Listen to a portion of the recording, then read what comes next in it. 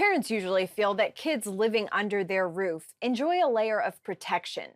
But if they can get online, then danger could just be a few clicks away.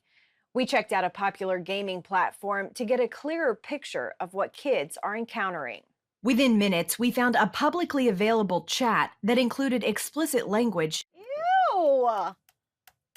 and even avatar pornography. We can't even show this. Unfortunately, wherever children are, predators are lurking. So when you have kids on social media or video games, particularly when there's an interactive element, absolutely, you're going to find predators there. Big tech is not designed for children, and they know that, and they're taking advantage of that. In the summer of 2020, FBI analyst Chris Travis noticed a trend in several child exploitation cases. These perpetrators were using online gaming platforms to open communication with children. So to identify basically their targets, to start communication with them, begin that grooming process, and then move them over to other applications where they can then have video and picture sharing capability.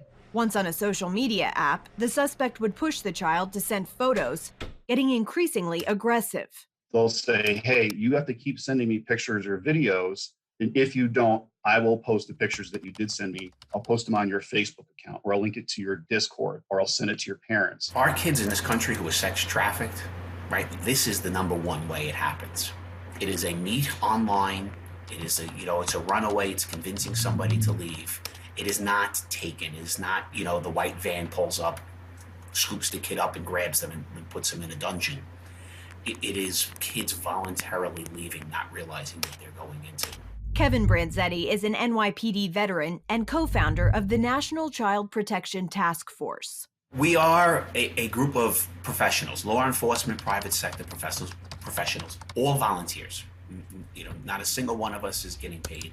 We're an on-call service to law enforcement. So if there is a case where a 14-year-old girl meets a creepy guy online and disappears with him in the middle of the night, and maybe there's only a few small trace points that are out there, we'll throw in any assistance we can. After more than a decade working cyber investigations, Branzetti says some of the same tech he uses to find missing kids could also help prevent them from ever being targeted.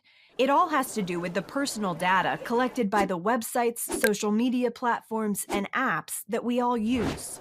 They want to build information on me to advertise to me. So they know I'm a 50-year-old man in New York. So they want to send ads that fit me, right? They don't want to send me ads for a restaurant in New Delhi because, well, that's not going to help their business. So they learn a lot of information about us, store it so they can send us ads. Well, it happens on these sites too. So if you have a group of people talking and this is a teenager, that's a teenager, that's a teenager, and that's the 50-year-old guy,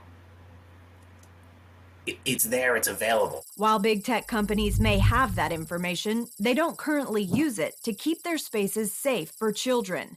Lynna Nealon with the National Center on Sexual Exploitation is on a mission to change that. We're asking these corporations to default to safety, default all of the safety controls. And we know that these technology companies can be using emerging technologies like artificial intelligence, for example, to be more closely monitoring, to see what is happening on these chats, looking for grooming behavior, looking for sextortion, and again, proactively intervening when appropriate. Nealon is making progress with these companies, but it's a slow process.